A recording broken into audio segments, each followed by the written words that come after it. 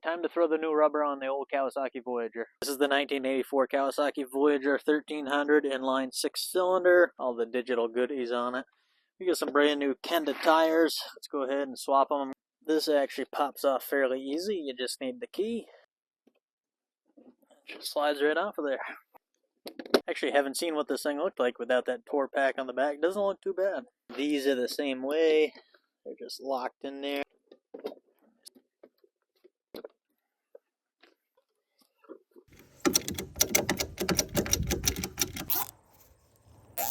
What sucks about working on this big heavy thing is you can't jack underneath it. Exhaust pipes run right underneath. And you got your oil pan here. This is exhaust, that's exhaust. There's nowhere to jack under here.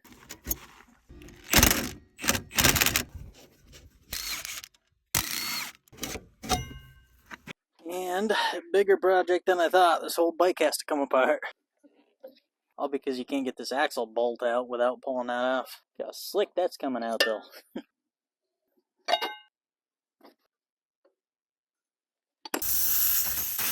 Still not quite. I have to pull that rotor off, I guess.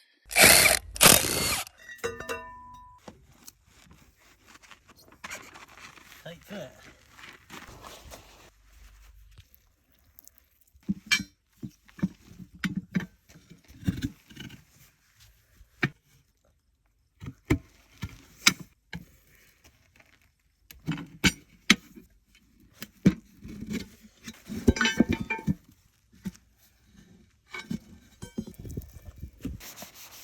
Time to install the new tire. Make sure we're going the right way. Drive this way. This is our right side. Yep, perfect.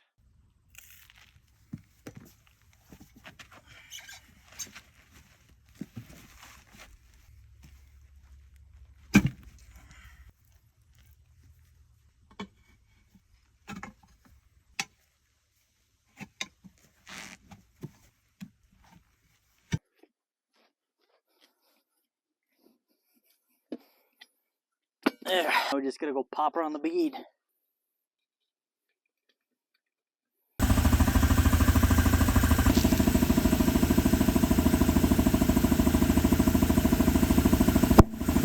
These rear tires call for 40 psi. Beautiful. Now here we go, old versus new. No wonder she was a little shaky around corners. These tires are smoked. They're very, very weavy on the edges and definitely worn down tread here. I'm just gonna get this thing back together. Yeah, I know I should have put a new rotor on here, but I don't have it. So the old one's going back on.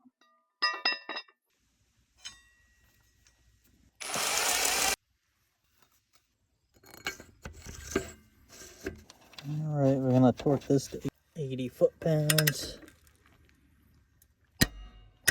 Install our cotter key. We'll be replacing pads on this thing because these things are smoked. Well, those look better. So I tried bleeding these brakes and I couldn't get nothing out of them. That would be why right there. The bleeder screw is completely plugged up. So I'm going to clean that out. That looks better. Should be able to get something out of it now. I have brakes now.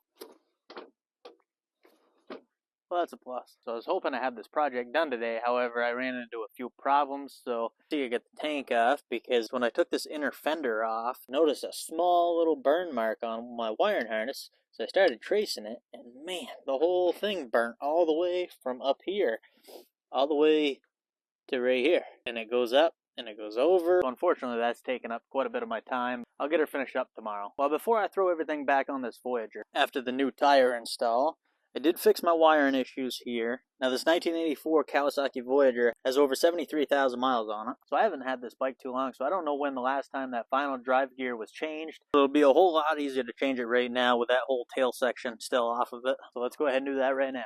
I'm going to go ahead and replace the gear oil. You can see in here, they barely give you enough room to pull this bolt, but should be able to get to it. Yep. There we go. Now that it's pretty much all done draining, we're going to go ahead and reinstall our plug. Definitely not a good place to get into. I actually have to push this. Just like so.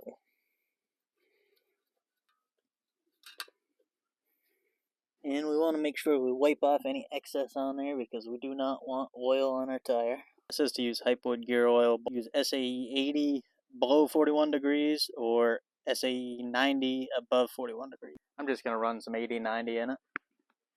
There's certainly nothing special about this rear end. It's just a normal final drive, so any 89 will work. I'm going to wipe off any of this excess here. Little brake cleaner just to clean things up real good. Now we just want to fill this up until it's about at the top here, just like so. Now if you wanted, you could run a full synthetic 75-90 in there, but 80-90 is good enough. We're just going to put our cap on. Just a little pressure and you're good. The oil didn't look all that bad in there, a little dark, but I mean it's gear oil. You can see there's not much in there. I think it only took maybe 5 or 6 ounces. So you definitely want to keep your final drive changed. It doesn't hold a lot of fluid. Even though this didn't look bad, it only cost a few dollars to change it. All right, perfect. Now that we got that done, I can throw that whole tail section back on. Then I'll be swapping out this front tire and the front brakes. I figured while that tail section's still off, I might as well try to clean her up a little bit. Didn't spend a whole lot of time on it, just a quick hand polish, and hey, that thing cleaned up pretty good. See, before and after, like I said, just a quick hand polish. There's still some little rust pitting on there, but it's a lot better than that. We're not going to spend too much time. We'll just give her a quick little rinse and then a little polish. Not too bad, especially for 39-year-old exhaust pipes with 73,000 road miles on them. Let's get this thing back together. Now, I know some of you are going to be disappointed to see this tail section going back on. It might look cool with all that stuff off. However, it was my wife's grandfather's bike, so I'm going to keep it stock. And of course, my wife will be a lot more comfortable with all that stuff on the back. And a happy wife is always good. Alright.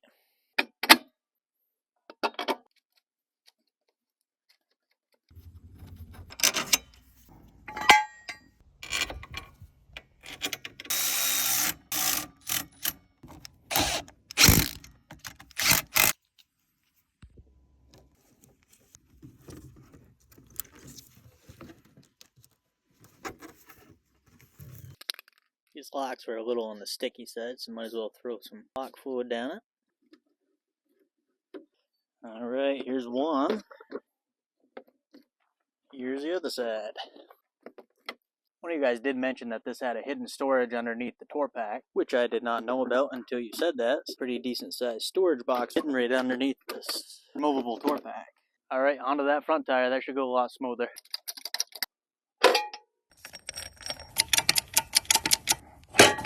Alright, now that we get her jacked up, we can take her off.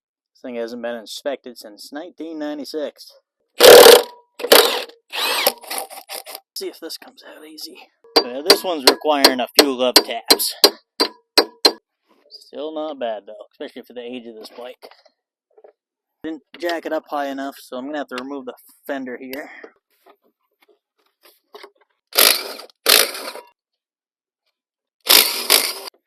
There we go. Stuff a rag in there so don't get much dirt in it.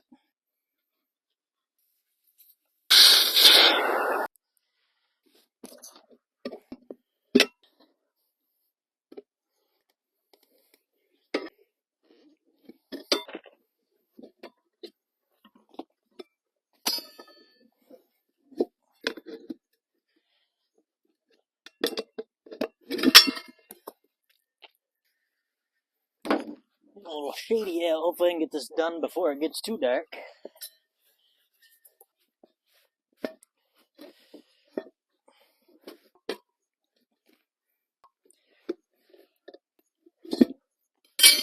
One took a little bit.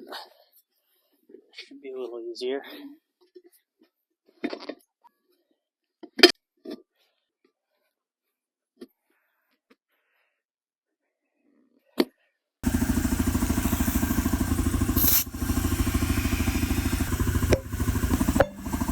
PSI in the front, right on the money. Yes, I did grease this one. The last one didn't need it, but we had grease on it still.